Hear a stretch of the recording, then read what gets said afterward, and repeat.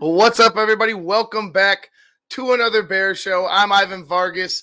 Glad that you're here and you're willing to join me on another night where we talk about a team that seems to disappoint week after week. Got a win last week, but let's see what happens after the bye. We know how the bye can be a treacherous journey or path to take after for the Bears. So before we get started, let's go ahead and make sure you like, share, and subscribe to another Bears show, to the Tape Never Lies Network. Go to www.thetapeneverlies.com for the best Bears content on the planet. You'll get what's up, Coach Dre. You'll get breakdowns from DDP.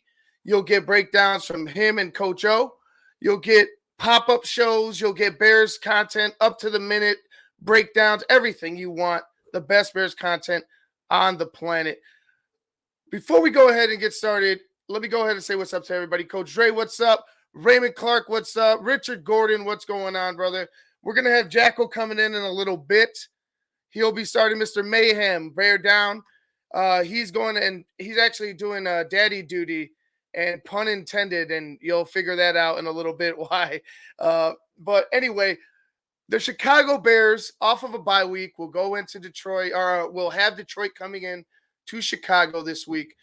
I'm actually looking for positive signs, even though I'm very, very nervous to make some of the predictions that I'm going to make during this show, because I feel like the Bears are due at least one big win against a quality team, and I think the Lions are just that team. They've been struggling on defense as of late.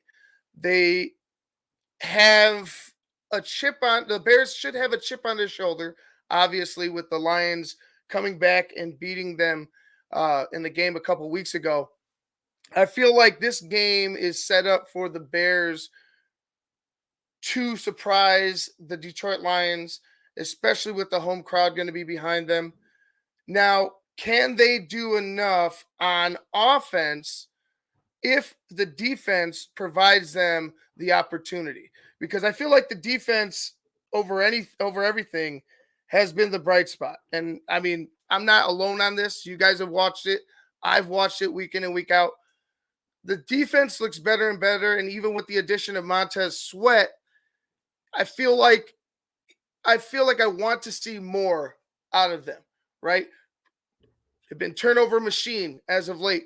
Right now on NFL.com, they have them ranked the 11th defense in the league, which is amazing because they deserve it, and they've been playing that way. I want to see it continue. Now, the Lions have something to prove because the Bears have their number at home. They did come back and win, a huge win, but there's people questioning whether they can stop another high-powered offense enough times to really be a threat in the playoffs. Like, this defense hasn't generated enough pressure to really scare folks in the Detroit Lions. I'm looking for Justin to have another big game against them. Now, the big question there is turnovers, right? If the defense can continue to generate turnovers, and this is for both sides I'm speaking about, the defense could generate these turnovers. Can the offense and Justin Fields limit their turnovers enough to win the football game? Now, they ended up pulling it out against Minnesota 12-10. You saw the last three possessions had 2 turnovers before the final drive, and Justin leading a well-oiled drive on that one. To be honest with you, it was one of the more impressive drives I've seen from Justin Fields. It wasn't pretty like at the end of the game, and I mentioned that before in my last game. I did not like how we were operating in that. We got the win, which is great, but can he limit the turnovers enough and capitalize on the big plays when the opportunities present themselves enough for the Bears to pull it out? That's going to be up to him, because I'm not gonna go predict any type of big game from him. I really just want to see him. I really just want to see a clean game as far as the turnovers are concerned. If you could do that, we typically could win the ball game. And with the defense playing at a high level like it has been, I really feel like Detroit is primed for the taking if they can do that. Limit the turnovers, generate turnovers on defense. What's up, HD? What's going on? Who's been riding your mustache? Uh, let's my wife. Let's say that there's one person on this mustache, big dog. Is that Hulk Hogan? It is not.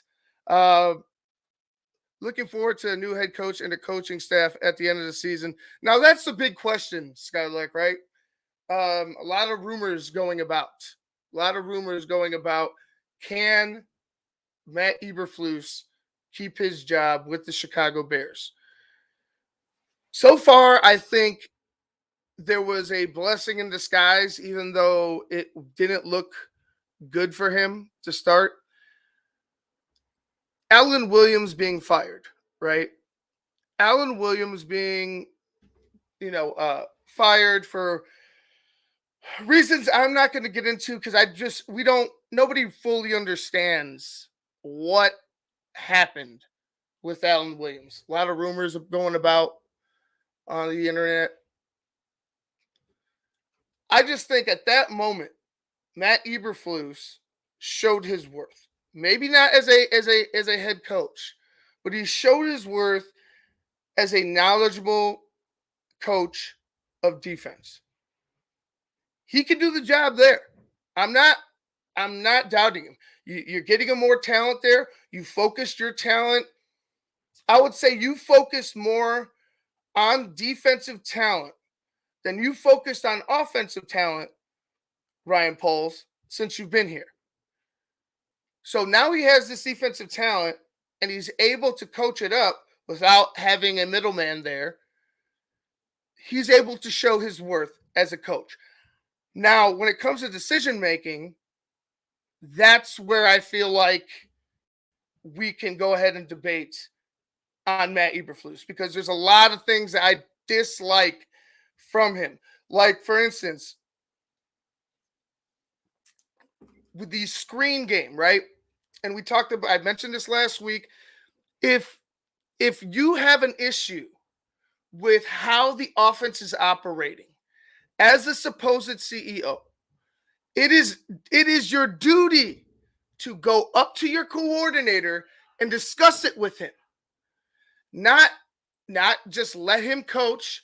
And I understand if you're trying not to micromanage your coach or be up his ass, but hell, you're fighting for your job. You probably should be a little bit up your head coach's ass or your assistant coach's ass about how you're operating on offense. Now, for me, if he would have just went down there and said, hey, we need to start attacking downfield. Now you're starting to gain command of the ship, right? Now you're starting to really grasp the reins of what's going on on your football team. Because there was no reason for you to attack with that many screens. And I'm not going to make it screen gate. I'm not going to talk about screens all show. The point being, you have to go address certain things when you don't like them. And it doesn't matter if you like the person. You have to make the change. You can't just you can't be so timid to not want to go ahead and address it on the football field. And that's just me. I could see, and I mentioned it before, I could see a scenario where there's Matt Eberflus and there's not Luke Getsy. I could see a scenario where they get rid of all three of them. Luke Getsy, Fields, and Matt Eberflus. And probably obviously the rest of the coaching staff. What I want to see is Justin Fields with a good offensive mind, with a proven offensive mind. And at least one more weapon. Whether it be Marvin Harrison Jr. or somebody else, that's what I would want to see. Because we talked about development, and it's been 2 years, and Justin has still just been flashes. And if you want to consider that last year with Nagy a real year, God bless you. I'm not. I'm not going to do it. But looking at that 2 years with Luke Getsy, I haven't seen real progress. Now, some of that is on Justin Fields, but you're there telling us is he's been practicing well, he's been doing this, he's been doing that, and you're happy with it. It seems like you're just happy with his progression all throughout training camp, through interviews, post games, all the season. It does, Justin's still the quarterback no matter what. With that mini controversy when Tyson Bagent showed up on scene against the Minnesota Vikings at Soldier Field.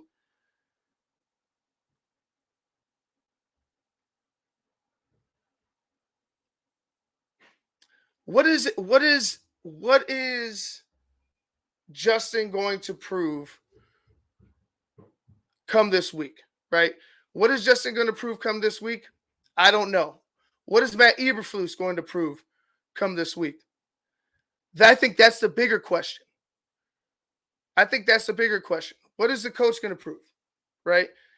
Is there going to be a decision where Matt Eberflus has to go ahead and say, hey, it might not be the right time. It might not look like the right time on the clock, but the feel of the game says we got to go for it right here on 4th down. Or, instead of settling for a field goal, we're going to make sure that we get it in the end zone. That type of mentality. That's the mentality I think that he needs to have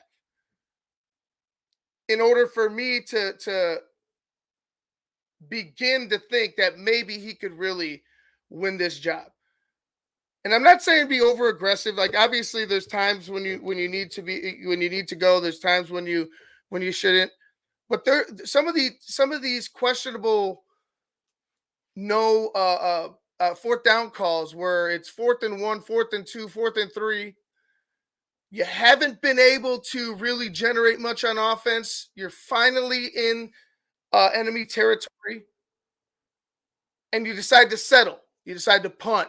You decide to settle for the field goal. These are the things that are keeping you from finishing some of these games, right?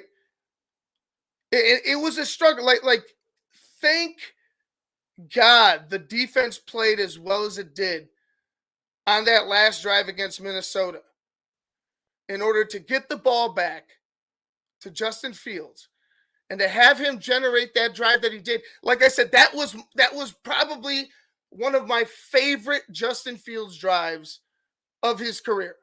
And I've watched every game Justin's played. It was one of my favorite drives. He made quick decisions, was decisive, had to get out, had to evade pressure, make plays. It was,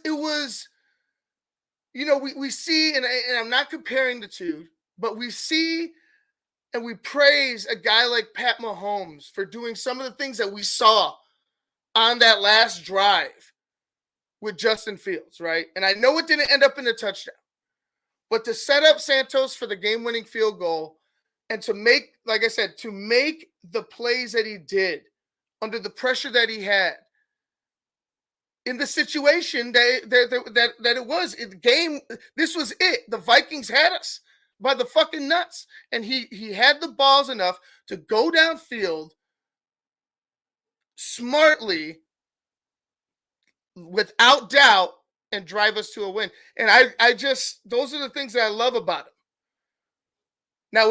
Now, when it comes to the coach and Luke Getsy, there's things that he does well. There's times where I'm like, man, this offense looks great. This offense looks like it's actually figuring things, they're actually starting to figure things out. And then you see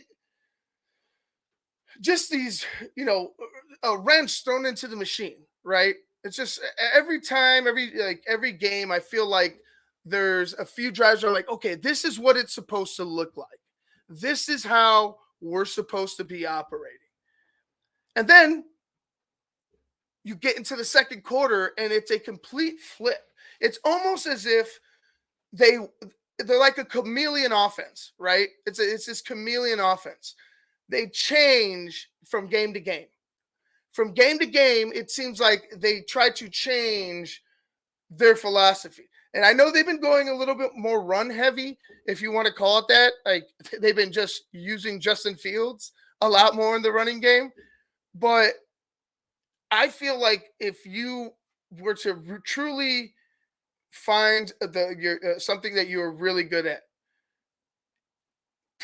and it's not necessarily the passing game, but if you could use Justin a little more in the pass, a little less in the run, and use some of these running backs, I think you could find a way to save Justin Fields, gain more production through the air, which you need, and give some of these guys some playing time that they deserve in a guy like Deontay Foreman, in a guy like Roschon Johnson.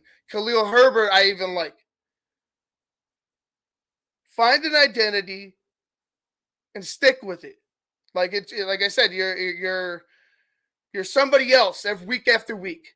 Week after week. I want to say half after half, but it seems like you want to be somebody else week after week, half after half, and I don't like it. Settle on something. Find something that you want, that you're good at. I think it's the running game. I think you need to use a lot more play action, vertical play action passing game, and not so much screens. And if you want me to, if you want me to not leave Justin out, Justin needs to obviously play better as well. There's times where he leaves a lot of meat on the bone. We've discussed that before. Let's go ahead and bring in my guy. He's here, Christopher Jackal. Yo, bro, what's going on? How we doing, man? How are we doing? Yes, it worked. Yes, I put up Corn Planter's picture of you. So that's your new tag now. Yes, dude, that is awesome. Yes, I see it there. That is beautiful. And if anyone doesn't know, yeah, there was a little Jackal sighting at the game last week in Minnesota on the final field goal of the first half, right? Right. Isn't that when that went down? Anyway, that's my little I guess Corn Planter. Thank you. I appreciate that. But sucks not having a game this weekend. Yeah, I know. But hey, we'll see what happens, right? But I hear you, and as you look to pontificate in a bye week, you're looking for something to sink your teeth into, and this is obviously everyone's talking about where we go from here. The offense, that you bring up the running game, and I was typing it in the chat, and I was going to ask you this question. But with the three running backs we have, the way it started, it was Roschon as the RB2. You had Herbert as our running back 1. Foreman, this weird afterthought, getting these DNPs, healthy scratches, I don't know, in the beginning of the year. Do you think that Poles is going to try to go out and get a stable, like a big time running back in the offseason? No, I don't think it's going to be a running back at all. I don't think you need to be. It needs to be. You're either going to pay a defensive end. Well, actually, this is what you need to find. Well, they're going to have money to spend, so I'm just curious on your thoughts. You should be finding another end. You should be finding a center. These are the positions that should be of target. End, center,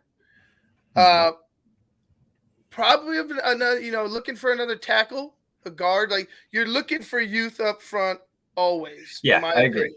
But big time position wise, you're looking for another pass rusher. You're looking for another edge, and you're looking for a center. If you could find a center or an edge in free agency, because there is going to be some, awesome. Someone to solidify the middle. Finally, I'm tired of having this kind of revolving door of guys that are just okay, that are just guys. You know what I mean? Whatever. If I don't care how the players love them, they don't seem to really have an effect on the team one way or another, right? On the field. Yeah. On the field. Maybe in the locker room, they're great guys, but on the field, they don't seem to have the effect that I want on the offensive line.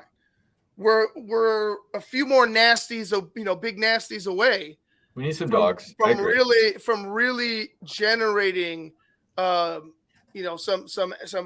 talk about the Bears. I feel like if you fix the center position, you add another pass rusher with the young guys that we already have, in Pickens, and Pickens and oh my God, I'm forgetting Dexter. Yep. Those guys, I feel like could take another step. They're already performing pretty well as rookies. I feel like you can get another, especially out of Dexter. Dexter seems to be. He still has flaws, but he seems to be a guy that's really coming on in the later part of the year. Yeah. He needs to be polished, right? We all knew that. We all knew that coming in. Needs to be a little bit more polished. But hey, man, I like where they're going with the defense. Now, if they could just solidify that offensive line, I would be even more ecstatic and be even. I think more. They're gonna go. I think they're gonna go free agency. Yeah, for a center. I hope like so. That kid Connor Williams from Miami. I know someone had brought that up a couple of weeks ago. Coach Dre. Yeah, and I actually kind of did a little. I went down a rabbit hole one night, and I would love to get our hands on a guy like that for us. I think he'd be a great fit. He seems like a Poles type of guy. But yeah, obviously they're going to build here. So you're down for Poles sticking around. You're going to see him seeing this through, getting another shot at a top draft pick, looking to make a trade, or stick with the first pick if that's where we are. Because if we win a couple of games this year, we got 5 games left. We very well win 2, go 2-3. That puts us at 6 wins, right? That's top 10, 12. Depending, because there's 4 or 5 teams at 4-8 right now, and I think we have the tiebreaker on all of them because it's just the way it's been. So, if we have that one pick, you either give Poles another opportunity at that. It's not often a GM gets that first go around a few times. So at the one pick. So I'm just curious what your thoughts are.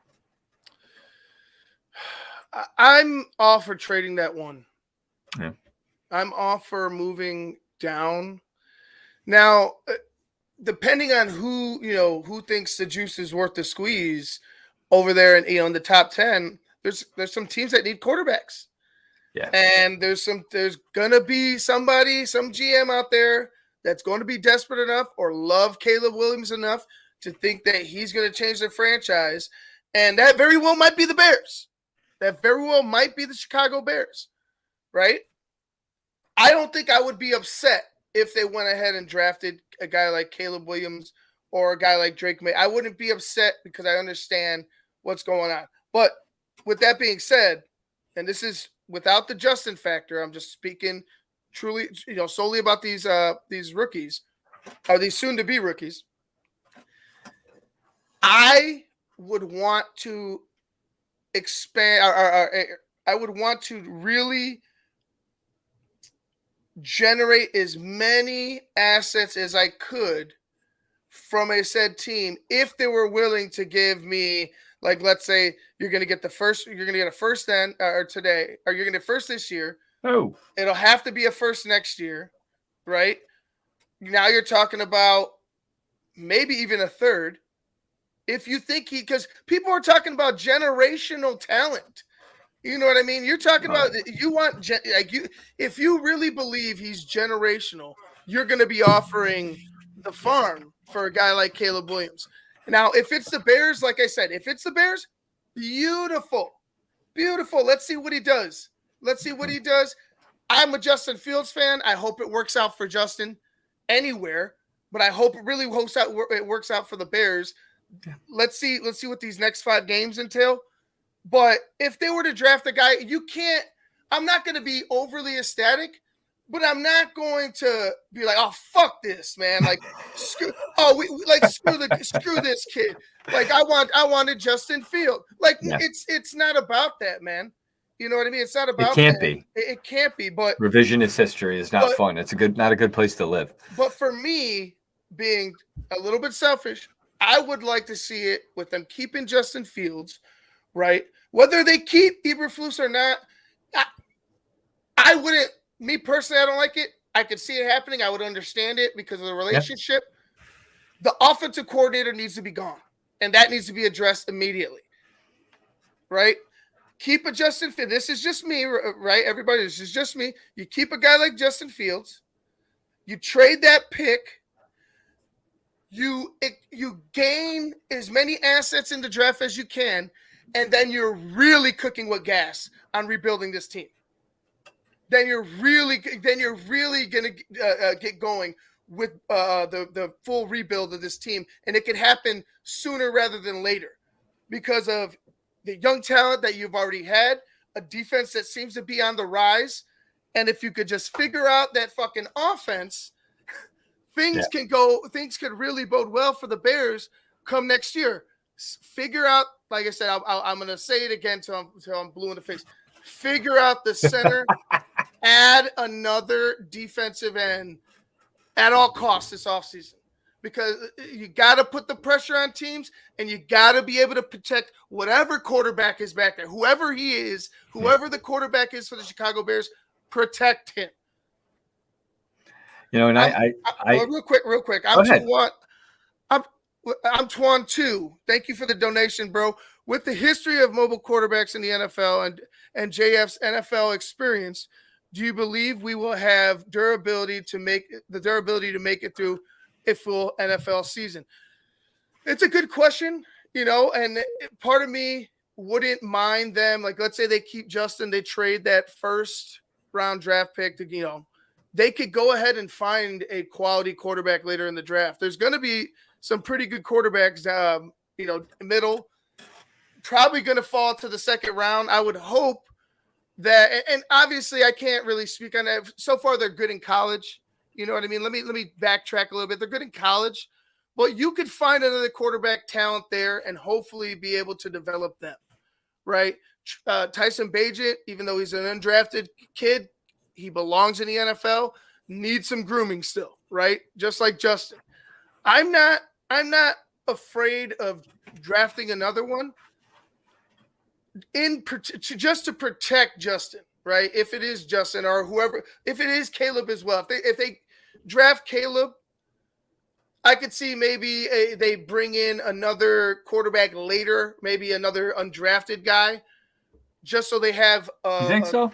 Yeah, just so they have a quarterback stable of young quarterbacks. Like I mentioned it before, why not have a group of young guys that you're grooming to be professional quarterbacks? Like you need to like continue to throw your hat in the middle, in the center of the table when you've had the history that you've had at quarterback, right? So I feel like if you have a guy like Tyson Bagent, you like where you know who he is, okay, fine. You keep a guy like Justin Fields, all right, that's good too. Draft another one.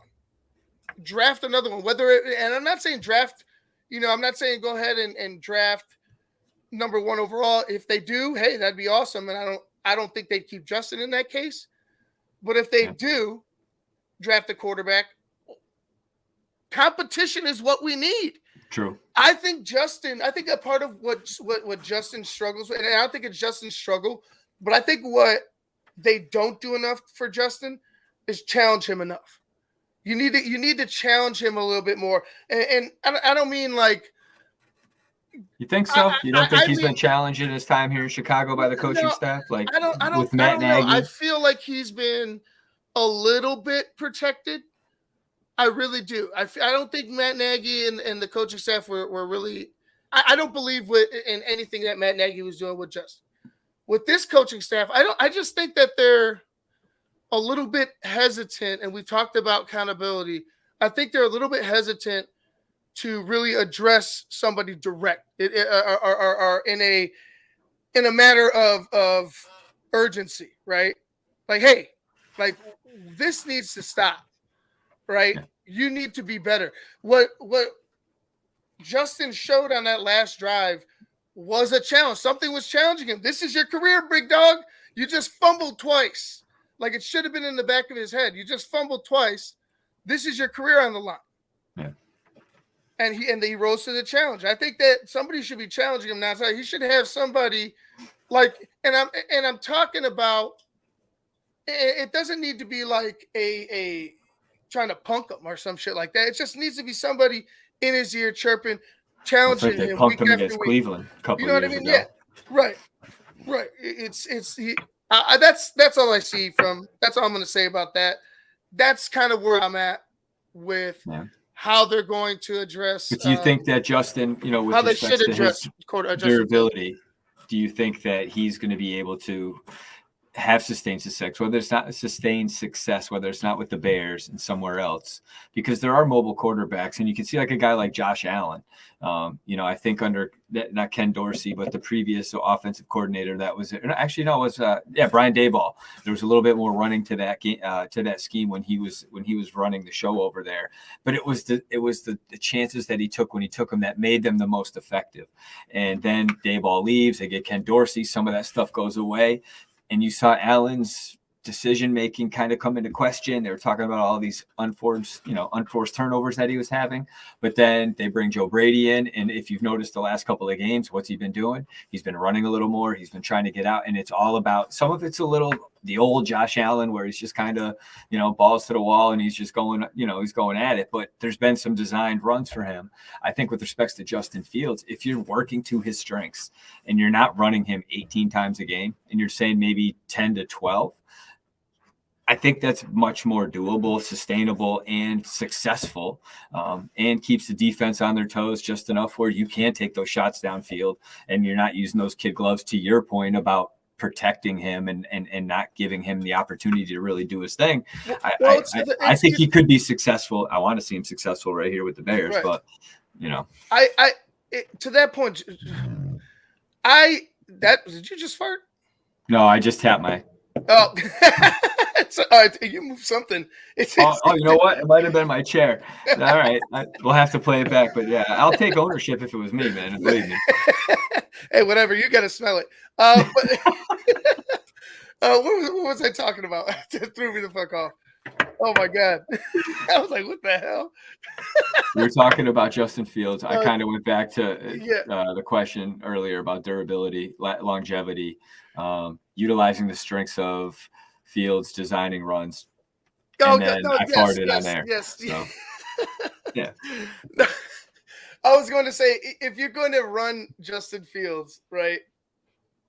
Why don't you do more of the 4th and 1, 4th and 3 situation runs instead of like an end around and get his ass under center or another screen pass? Yeah, why don't we? If we're gonna go for it on 4th and a yard, a foot, whatever it is, 2 yards, 3 yards, I think the decision should be made by Justin Fields at all costs. Right? That's just me. I think it should be him. Whether he runs on that, fine. If it goes over, that 10, like the cap that I would like, that 10 rushes cap. Would you want to like a guy like make sure that he has the ball and use him then. I'd like a guy like Michael Vick at the quarterback on my team for those years of success that he had when he was with Atlanta and the numbers. And, granted, their defense wasn't that strong, but they were putting up amazing numbers offensively, built that team around his strengths, and look how and look what he did over there. I would love to see Justin Fields get a fair shake with a real offensive coordinator. I'm hoping that is next year, but back to the draft and drafting a quarterback late. 5 quarterbacks, it sounds like, that people are really talking about in the draft. And I've seen it in the chat. Saw the Penix comment. You have Daniels from LSU, and you got May, Williams. I'm missing one other guy there. Bo Nix. So those 5. And I don't know if they're all top 5 quarterbacks or top first round draft picks in the 2024 draft. Do you see all 5 of them going in the first round? Just like the 2018 draft, where now, if you look at it, is there maybe 2 quarterbacks? Like Trevor Lawrence, out of all 5, is playing the best out of that draft class. Fields is probably number 2 there, but Trey Lance, Mac Jones, and the other bum there is it. You're not, it's not. it's not smelling like roses. So I'm curious what your thoughts are. Do you think you're going to see five quarterbacks in the first round?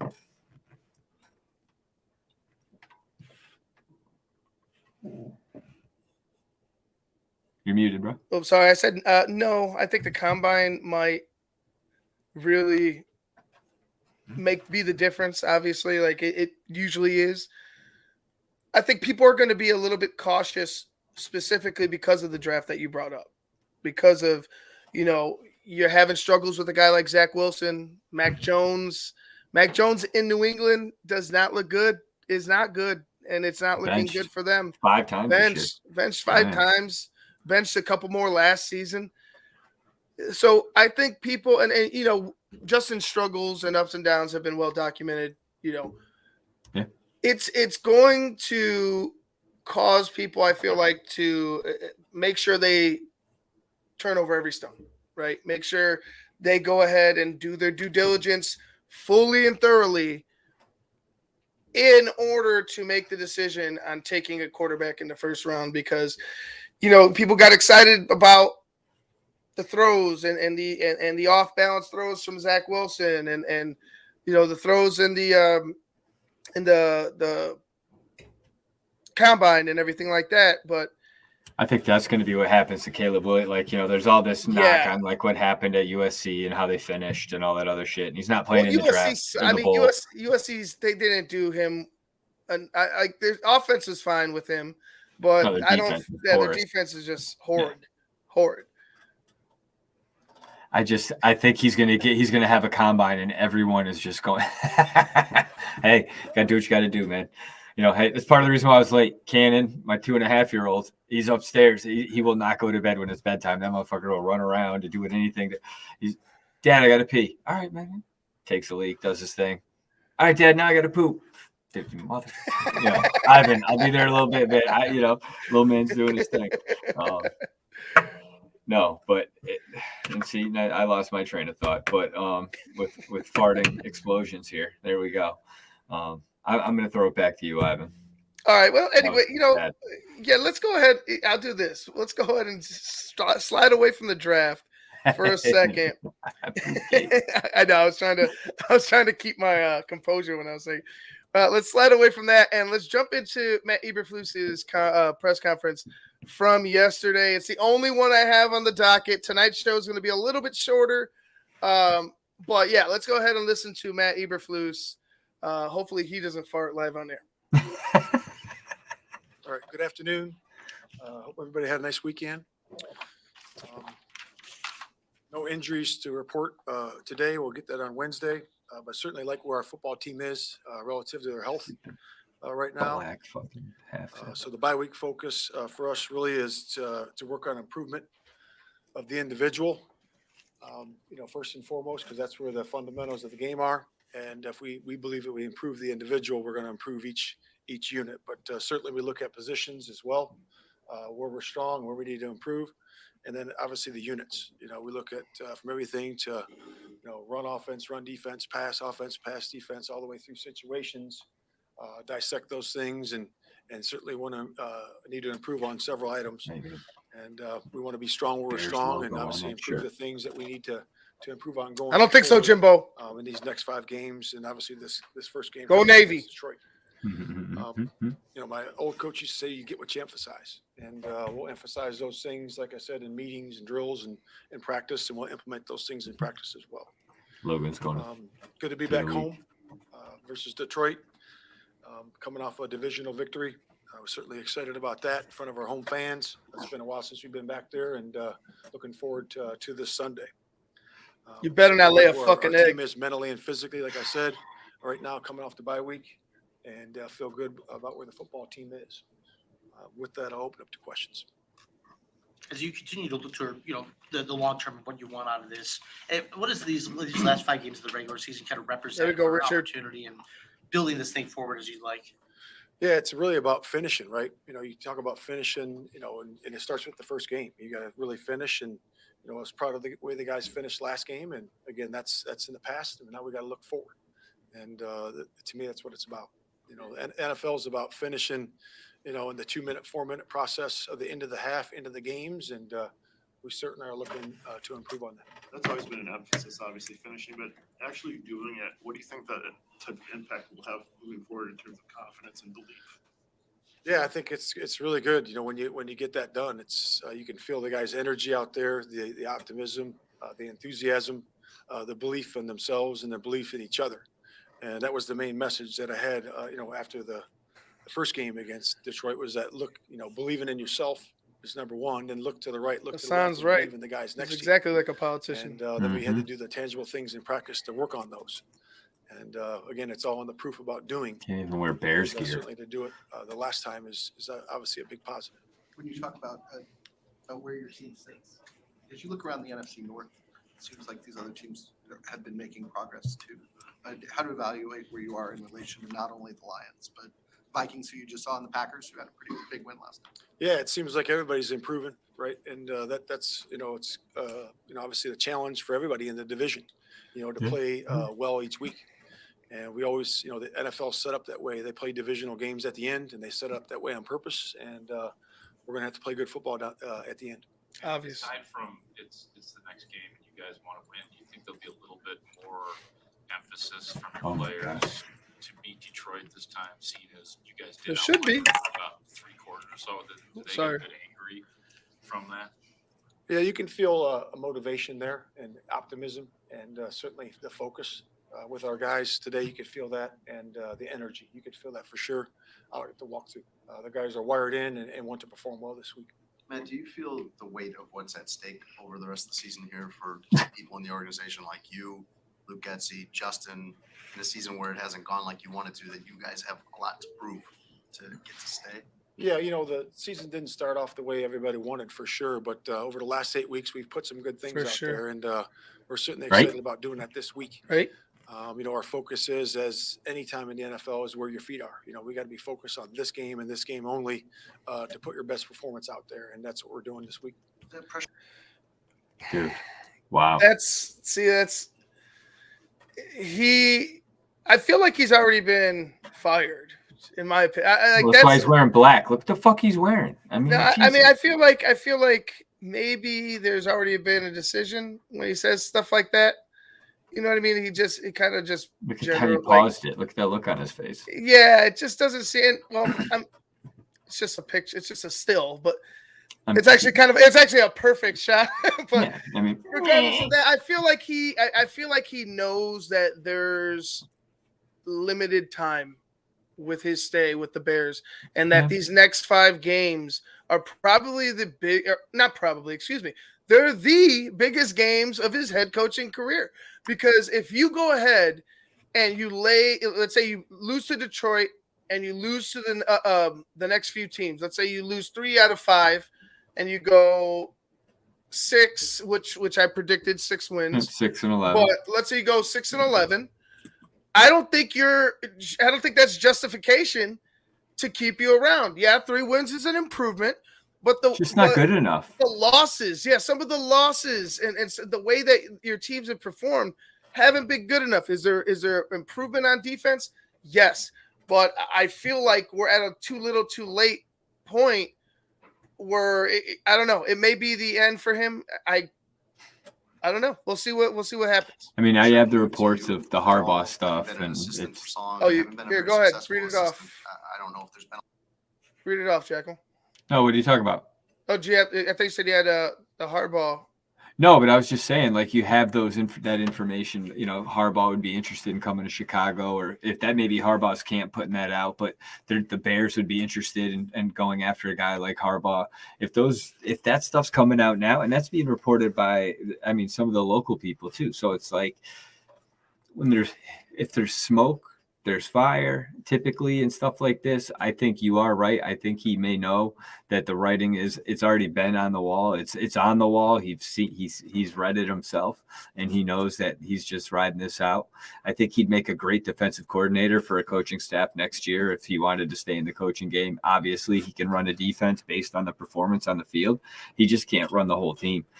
He's a great defensive coordinator, as he's been able to show, I think, this year with that defense and how they're clicking. But you got to be able to do it at all. You got to be able to win on the field. So, Well, then you also go to his decision making off the field. Now that we mentioned with his hirings of Alan Williams, the hiring of David Walker, the running backs coach, both fired under mysterious circumstances. So, those are things that are on your resume. Those are things that are tarnishing tarnishing how I perceive you as a coach, as an evaluator. Those are things that trouble me as well. And I know those men made decisions on their own, but you vouch for those men. Exactly. You vouch for them, and it ended up badly. Let's move on. And a lot of, end of season stretches like this where you feel like you have a lot on the line individually. No, that's a good question. Yeah, certainly you feel that during the course of my 32 years, you feel it over the time, and you just got to put your best foot forward. Just keep working and grinding and keep executing. Get the guys to focus and wire in. Being positive, but also being real with the players so they can improve. And the same way with your staff. Where we need to improve at and what we need to get better at. So that's no different this year than any other year.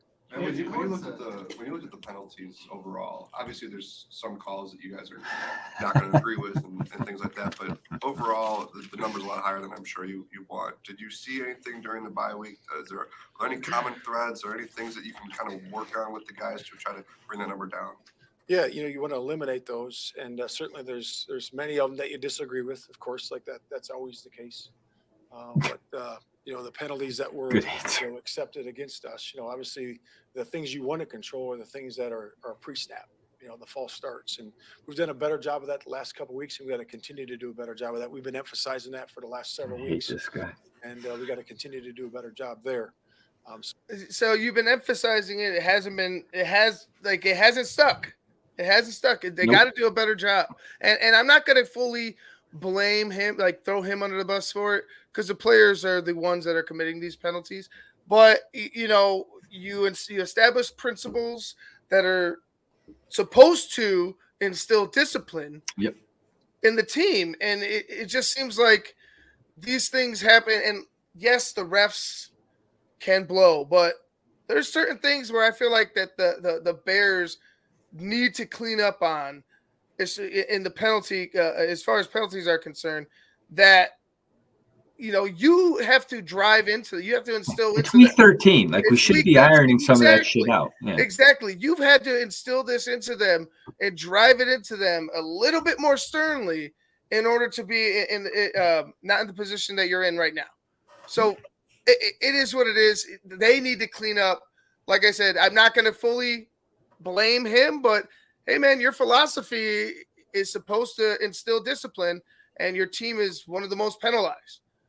So anytime you can eliminate those, a lot of times the DPIs and the incidental contact down the field, sometimes there's a questionable, and you have to take those and just move to the next set of downs and execute again. So, but yeah, those are the ones we want to talk about. Speaking of DPIs, watching over the weekend, there were a lot of plays where it wasn't called. There were plays where it should have been called. What is so hard about defending passing, especially on the deep throws? It's the timing. So you're, a deep pass, obviously it takes longer to get there, right? So it's the timing of the DB. He's got to have poise at the catch point. Dumb question. So that takes some discernment at the end.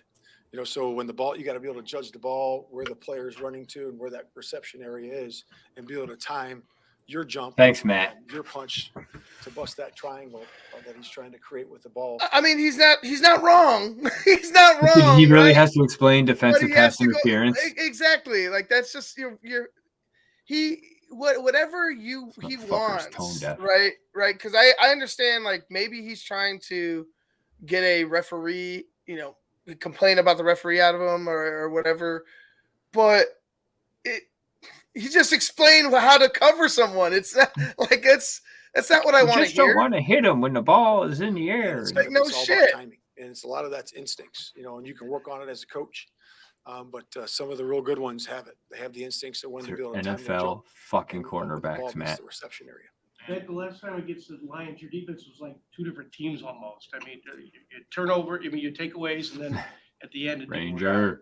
Anything that you can do that will I like make it surprises, different Ranger. or get the the good side, emphasize the good side. Is there anything? How do you plan on just being better this time? When it was such a stark difference. Letting Yeah, the what team you can do be is coached look by at the someone tape, else. right? You look at the tape and then you look on the things that you did well and the looks that you gave and play off of those looks. I think that's a very important thing to do. And then the things you can improve on, What he should look to do is not what. All right, look to that game and how you took your pedal off the gas late in that game against Detroit. Look at the Vikings game, right? And look at how Brian Flores stopped blitzing late in the game against the Bears. Like, take this into account. When you have a lead like you did against a team like Detroit in the position they are, you need to be aggressive. And I know you're trying to be smart and you're not trying to turn the ball over in a bad spot. But some of the decisions made, like I said, settling for field goals and not going for the jugular with the touchdown, it'll hinder you down the stretch. It could keep you out of position to win down the stretch in today's NFL. So, if that's the case, just make sure if it's a close game and you have a lead, and let's say it's 6 points, and you're driving, and you have a situation where it's 4th and 3, 4th and 4, 4th and 1, somewhere between there, you go for the jugular. Because your defense has been playing well enough, and they've shown that they're able to at least solve the Lions' offense enough to generate some turnovers and cause some problems. Now we got a guy like Montez Sweat on the line. We don't have to blitz as much. We could sit, put an extra guy in coverage. These things the addition of him could benefit what happens come Sunday. I really feel like the Bears have an opportunity, and I wanted to bring Ranger Bear. I feel like they have an opportunity to go 3-2, right? 3-2. They could 5-0. 5-0 is asking for a lot, in my opinion. But 3-2, I don't think is out of the realm of possibility. Well, it's just not. Now, we'll see what happens. We'll see what happens. A 2-minute, was something we needed to improve on defensively, and then the 4-minute on offense. And we did that last week. We did a 4-minute, 2-minute operation. It was better, and that was improvement. And that's what you can. All you can do is focus on your last performance, and certainly got things to improve on the last time we played these guys. That Sweat and Edmonds will be two games back further, more into playing than they were. How much of an improvement do you think that? How much of an area of improvement do you think that will be? Yeah, it'll be good, right? Tez is getting more and more comfortable, getting more and more pressures. Our pressure rate's been up, since he's been in there, and the last 3 games it's been going up. So we want to continue to improve that. But it's not just the pressure; it's the coverage. The coverage has to hold up, give those guys another tick to get home, to pressure the quarterback. So we like where that is right now, and Maine's going to continue to improve as he gets back, just like Tez. Do you anticipate having Tyreek available this week? It looks that way. Once good. we get him out there in pads and get him moving around and changing direction, but certainly like where he is for sure. Good. We need that. Played pretty well in his absence. Yeah. Is there a world where both of them can contribute in the same game, whether it's a rotation or something different? Yeah, we'll certainly look at that. Smitty did play well, and we want to get our young guys, more and more playing time. And if they're effective and can produce, we certainly will play them. You guys know that. Matt, since you guys have got Montez, your blitz rate's down, your pressure rate's up, like you said, how has adding him maybe allowed you to call the defense how you envisioned initially when you guys put the roster together? Yeah, it allows you to play more coverage, and then when you do pressure, it certainly adds that effect to it. So we certainly like where that is, being able to have different coverages, different variations, be able to mix those variations up, and I think that makes it harder for the quarterback. Right. Thank you. You said in the past that you understand, because you've been around, the speculation about your job. But Ryan Poles has been nothing but praising the work that you've done. That said, do you feel safe? Because Ryan Poles. That's a good question. I love it. Yeah, what you can focus on is leadership, right? And the first rule of leadership is leading yourself, right? So come to work every day, put plans together, offense, defense, special teams, lead the Try football not to team, suck. help the leadership council, lead the football team as well. Because, true leadership comes from within. And I think it's really what you focus on. And that's put your best foot forward every single day. Put your best foot forward. I hate him. Every single day. That was Matt Eberflus, Yeah. Chicago Bears head coach for. The Red Sox just traded Verdugo to the Yankees. What the fuck is going on in my world right now? Oh, I'm sorry. Oh, Red Sox Yankees talk? I'm just saying there was a trade. Oh, we'll talk about that. We'll talk about that in a minute. Evan Wells, they'll finish the year with 6 wins. End of year presser, Poles and Flus will talk about progress and building the right way. Fields will be QB and they will run the whole thing back. Yeah, I mean, look, I'm not arguing that's not a possibility whatsoever because it's the way that they've talked, the way that, Ryan Poles Getsy's got to go. I feel like Ryan Poles wants to be right on this. Getsy has to go. Getsy has to go. I don't see any reason why you need to keep him around. Just you made a mistake.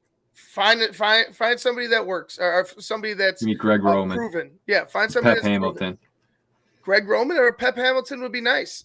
I wanted Pep last year. That was the guy I wanted. Pep Hamilton, when they were bringing this in, when they were hiring Eberflus, I wanted that as the OC.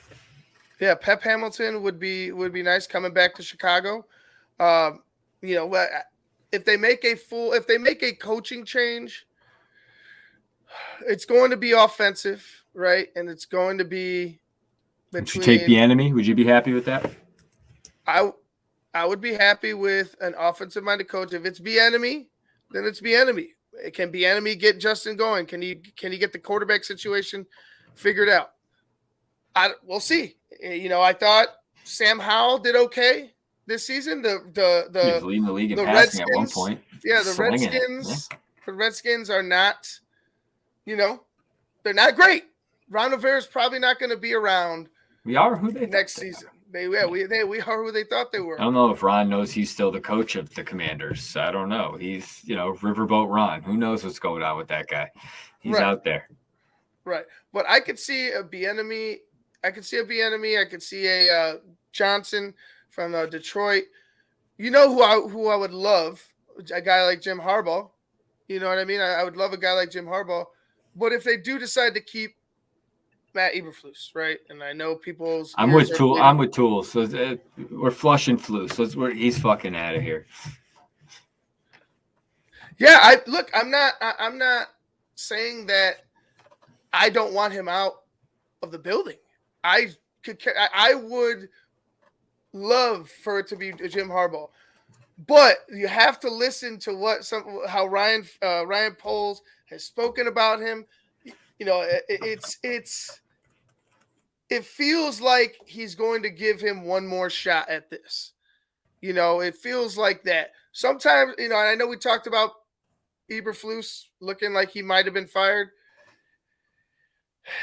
I hope that's the case, but what scares me is how the GM loves him.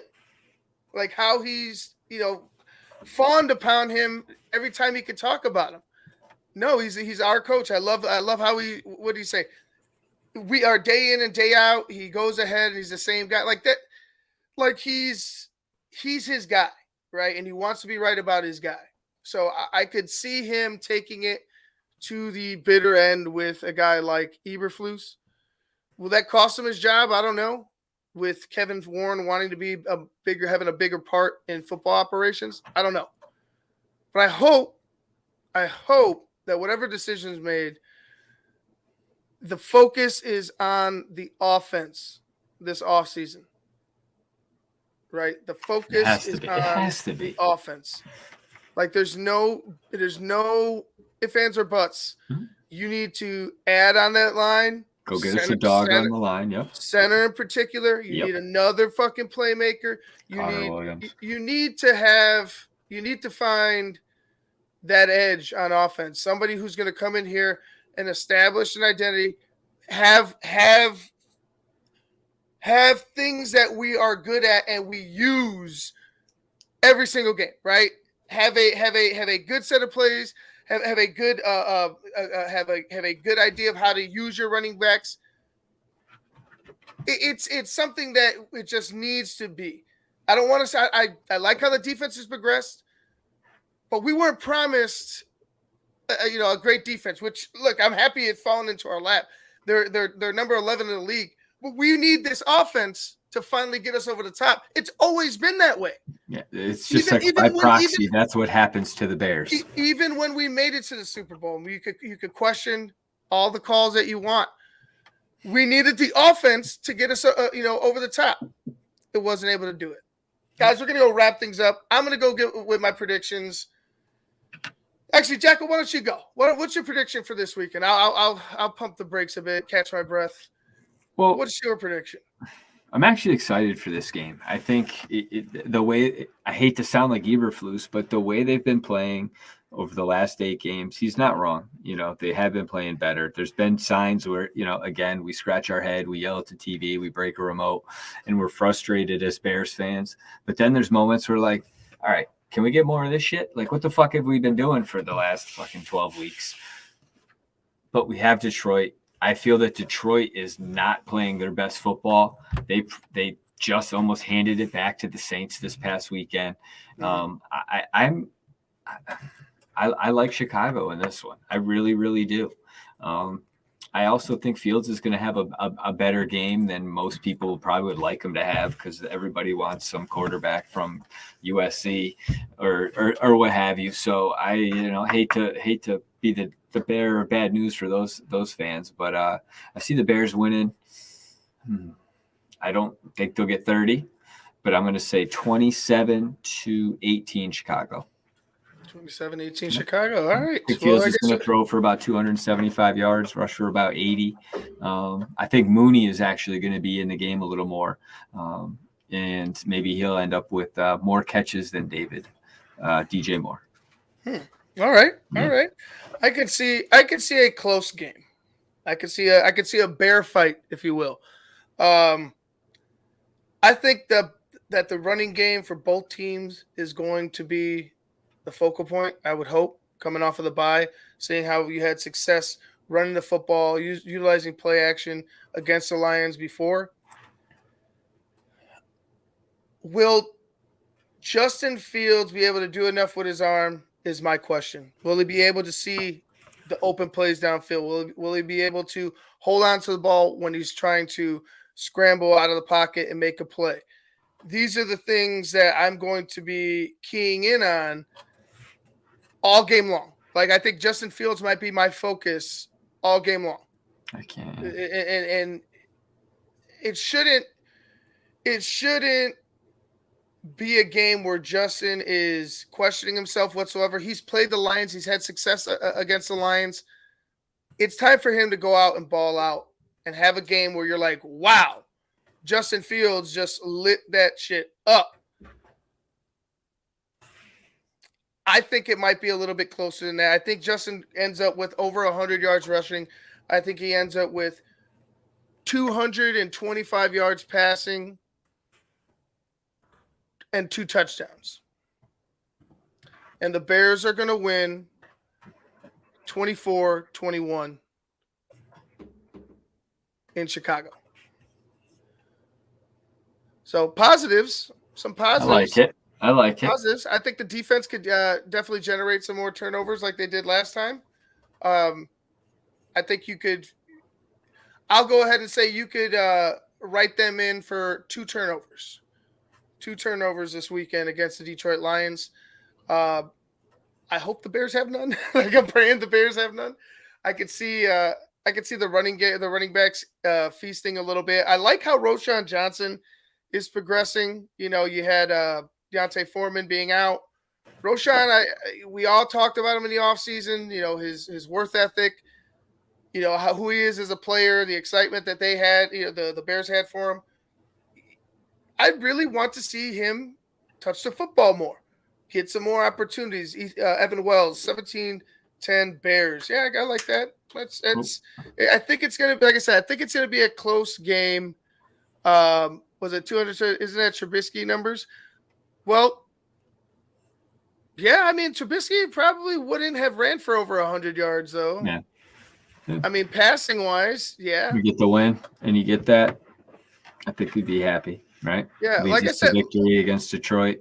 right. Like I said, I think it's going to be a closer game. The Bears are going to definitely need to generate some turnovers to get the win. But if they do that, I could say that's a solid game. No turnovers, 225 yards, 2 touchdowns, and 100 yards rushing. Like that's what he looks like at his best in this offense, as an average in this offense, if you will. So take it or leave it. I think the Bears are gonna go ahead and win this game regardless of the stats. It should be a good one. I don't think the Bears look at the Lions like some people look at the Lions, right? I don't think they look at them like they're unstoppable. The same old Lions, as they say in the McAfee show. Right. I would love to see the Bears win, but they need to prove it. Yeah. We'll see on Sunday. Ranger Bear. We're going to see a new Justin Fields from here on out. I think the Vikings game is his turning point. No turnovers. Lions win. Okay. It's going to be what? It's going to be almost 40 degrees and rainy on Sunday. 40 and rainy. Yep. 40 and rainy. Rain all day Saturday too, so, So expect some runs. Expect a lot more runs. Yeah, I would say. Hey, bear down. We want to see a dub, man. Dude. Yeah, well, Carolina to keep losing. Let's get us that one pick, and let's just we want it. If Fields plays well, that should equate to wins, right? Like if Fields plays well and the defense continues to do what they do, you should see Bears be more successful. Is what I should say. If Fields protects the ball. Yeah. If he plays well, fine. But because he played well against the Vikings, I thought he was playing pretty decent, but the play calling is kind of like limited. Then he turned the ball over. And you turn the ball over, and you got all these questions again. You got all these questions. So it is. I'm like I said. Let's go ahead and see what happens on Sunday. I'm eager. It's fun being a Bears fan, Ivan. Yeah, I'm eager to see what happens with Justin Fields and the game that he's going to have.